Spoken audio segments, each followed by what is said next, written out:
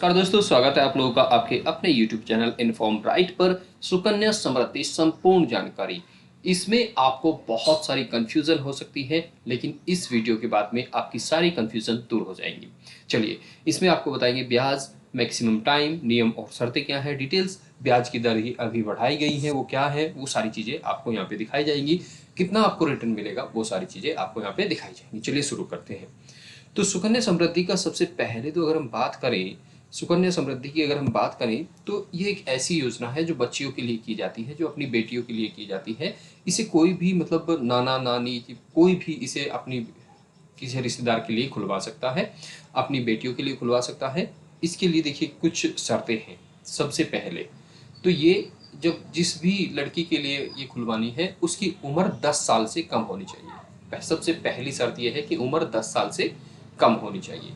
दूसरा, सबसे बड़ी बात ये कि परिवार में दो ही बेटियों तक को सीमित है। पहले एक के लिए था, लेकिन अब ये है कि अगर परिवार में दो बेटी हैं, घर में दो बेटी हैं, तो दोनों के लिए आप अलग अलग सुकन्या खुलवा सकते हैं। हाँ, ये चीज़ ध्यान रखिएगा कि एक बेटी के लिए एक ही सुकन्या समृद्धि योजना लागू होगी। ऐसा नहीं है कि आप एक बैंक में एक के नाम से उसके नाम से खुलवा लें, उसी बेटी के नाम से, और दूसरे बैंक में जाके उसी बेटी के नाम से दूसरा। ऐसे मान्य नहीं होगा, पकड़े जाएंगे या आपका मैच हो जाएगा वहाँ पे, क्योंकि आधार कार्ड पैन कार्ड सब एक दूसरे से लिंक होते हैं। तो आपकी योजना हो सकता है दोनों रिजेक्ट हो जाए, आपका पैसा फंसने की दिक्कत रहती है। तो एक बेटी के लिए एक ही खाता खोला जाएगा सुकन्या समृद्धि का। उसे अब आप देखिए कहाँ कहाँ पे खोल सकते हैं, वो मैं आपको दिखाता हूँ।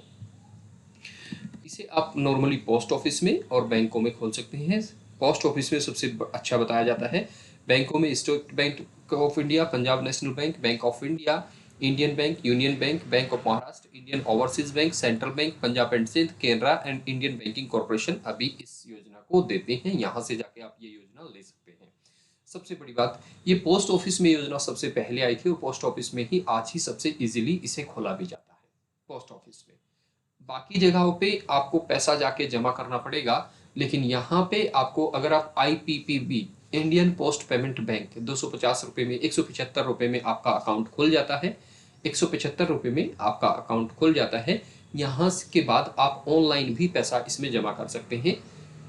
नॉर्मली क्या होता है कि सभी लोग जाकर बैंक में पैसा जमा करते हैं या डाकखाने में पैसा जमा करते हैं, लेकिन इंडियन पोस्ट पेमेंट बैंक का अगर आप अकाउंट खुलवा लेते हैं, मात्र 170-180 रुपये में खुल जाता है। फिर आप घर बैठे अपनी योजना को लिंक कर सकते हैं और इसमें ऑनलाइन पैसा जमा कर सकते हैं। एक और बहुत बड़ा कंफ्यूजन लोगों को रहता है कि ये योजना 21 साल तक के लिए है, 21 साल में पैसे निकलेंगे, 18 साल में पैसे निकलेंगे, या किस तरह से। देखिए, आपने जिस दिन से ये कराई है योजना, जिस दिन से ये शुरू कराई है, बच्ची की उम्र, सबसे पहले तो आप ये देखिए, बच्ची की उम्र पे मैक्सिमम 21 साल की उम्र पे आप ये पैसा पूरा निकाल सकते हैं। बच्ची की 21 साल की उम्र पे आप ये पूरा पैसा निकाल सकते हैं। मैक्सिमम आप इस पैसे को कितने दिन रख सकते हैं? आप इस पैसे को 21 साल तक रख सकते हैं। जिस दिन से आपने योजना शुरू की है, जिस दिन से आपने योजना शुरू की है, उस दिन से 21 साल तक आप इस पैसे को मैक्सिमम रख सकते हैं, जिस पे आपको ब्याज मिलता रहेगा। 21 साल के बाद आपको ब्याज मिलना बंद हो जाएगा। मैक्सिमम इस योजना की जो टाइम लिमिट है वो 21 साल है। 21 साल यहाँ पे दो बार आता है। एक 21 साल मैक्सिमम योजना का टाइम है, और इससे पहले अगर बच्ची की उम्र 21 साल हो जाती है तो आप इस पैसे को तब भी विड्रॉल कर सकते हैं। 18 साल में आप इसका 60-70% पैसा निकाल सकते हैं। जैसे ही बेटी की उम्र 18 साल हो, आपको उसकी पढ़ाई के लिए कुछ पैसा निकालना है, तो आप इसमें से निकाल सकते हैं। कम से कम 18 साल होनी चाहिए बेटी की उम्र, तब आप इसमें से ये पैसा निकाल सकते हैं, 60% के आसपास। उसके बाद 21 साल में आप इसे पूरा पैसे को निकाल सकते हैं, और योजना शुरू होने के 21 साल तक आप इस पैसे को पर ब्याज ले सकते हैं। ठीक है, इस पैसे पर ब्याज ले सकते हैं। एक तो ये है। अब इसमें डॉक्यूमेंट्स क्या चाहिए? इसमें सबसे पहले तो चाहिए बेटी का जन्म प्रमाण पत्र। जन्म प्रमाण पत्र चाहिएगा, आधार कार्ड चाहिएगा, माता पिता का आधार कार्ड चाहिएगा, और पैन कार्ड चाहिएगा। ये आपको बेसिकली डॉक्यूमेंट्स चाहिए इसमें।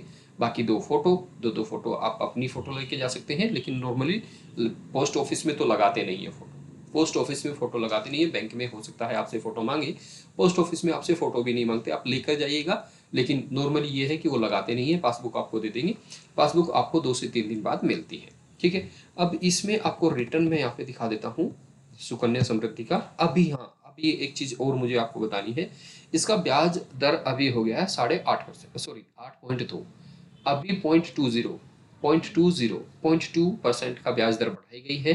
कभी 7.5 हो जाता है, कभी 8 हो जाता है, कभी 8.5 भी था। जब स्टार्टिंग में ये योजना आई थी तो उस टाइम पे 9% का ब्याज भी था, ठीक है। लेकिन ये हर 3 महीने में, 6 महीने में ब्याज दर इसकी ऊपर नीचे होती रहती है। हर क्वार्टर में इसकी ब्याज दरें बढ़ाई घटाई जाती हैं। तो उस हिसाब से इस अभी जो इसके ब्याज दर है वो बढ़ी है। 8.2% का ब्याज आपको इस पे क्वार्टरली मिलता है। और ये आपको क्या है कि आपका कंपाउंडेड इंटरेस्ट होता है। ये आपका कंपाउंडेड इंटरेस्ट होता है, मतलब जो ब्याज आपको मिल चुका वो पैसा आपका हो गया, उसके बाद उस पर ब्याज मिलना शुरू होता है, ठीक है। दूसरा, इसमें मिनिमम आप 250 रुपये जमा कर सकते हैं और मैक्सिमम एक साल में 1.5 लाख रुपया आप इसमें जमा कर सकते हैं। आप चाहें तो 1.5 लाख रुपया एकदम से भी जमा कर सकते हैं, ठीक है। ऐसा इसमें प्रावधान है, एकदम से भी आप 1.5 लाख रुपया इसमें जमा कर सकते हैं। अब रिटर्न की बात देखिए, 8% से अगर आप यहाँ पे गर्ल्स एज अगर 5 साल की उम्र में आप करते हैं तो यहाँ पे देखिए 2021 में स्टार्ट पीरियड है और ये हम बात करते हैं तो 2042 में 21 साल तक अगर आपने रखा तो आपको मिलेंगे 67,23,000। और अगर यहाँ पे गर्ल्स की एज हम 1 साल कर देते हैं, ठीक है, 2021 में ही हम कर देते हैं स्टार्ट पीरियड, और 2021 से लेके ये 21 सालों के लिए योजना यहाँ पे होती है। देखिए जैसे ही मैं कम ज़्यादा करता हूँ तो 21 सालों के लिए हो जाती है। मान लिया अभी 2024 चली है जब मैं ये वीडियो बना रहा हूँ, आज है 2 जनवरी 2024, 2 जनवरी 2024, तो 2045 में आपकी मेच्योर हो जाएगी और 67,23,310 रुपया आपको यहाँ पे मिलेंगे। अभी मैं 8.2 से यहाँ से कर देता हूँ तो म्यूचुअल फंड का जो कैलकुलेटर होता है वो लगभग सेम होता है। मैं आपको दिखाता हूँ टोटल इन्वेस्टमेंट, मैं आपको यहाँ पे म्यूचुअल फंड SIP की तरह दिखाता हूँ करके। आप स्टॉक्स कैलकुलेटर तो आप यहाँ से देख पाएंगे, आपको ये सारी चीज़ें पता लग जाएंगी। इसमें हम यहाँ पे देखेंगे SIP की तरह मंथली, माना कि मंथली आप इसमें 12,000 रुपये जमा करते हैं,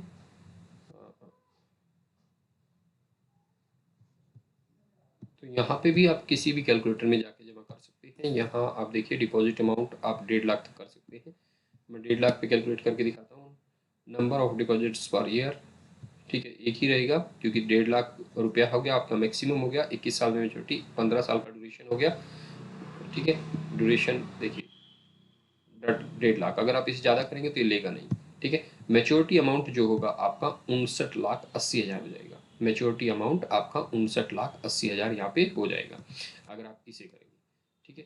250 रुपये से भी है ये टोटल ईयर बैलेंस एंड। अगर आपने सिर्फ और सिर्फ एक अमाउंट डिपॉजिट 250 इस तरह से आप करते हैं तो इस तरह ये देखिए जितना भी बैलेंस होता है उस पर पहले आप साल आपको मिला 20 रुपया, 42 रुपया, इस तरह से आप यहाँ पे जाके देख सकते हैं। मैं आपको दिखाता हूँ, अगर मैं 1.5 लाख रुपया करता हूँ तो कितना अमाउंट यहाँ पे आपको शो होगा। मतलब कुल मिला के ये है कि इसमें आपको मैक्सिमम 1.5 लाख रुपए, मैं पॉइंट्स में बता देता हूँ, मैक्सिमम 1.5 लाख रुपए कर सकते हैं, मिनिमम 250 कर सकते हैं।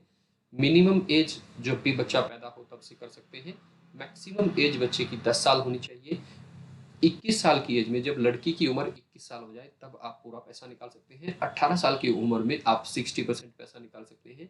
मैक्सिमम इस योजना को आप 21 साल तक कंटिन्यू रख सकते हैं जिसपे आपको ये पैसा मिलेगा, जिसपे आपको ये ब्याज मिलेगा।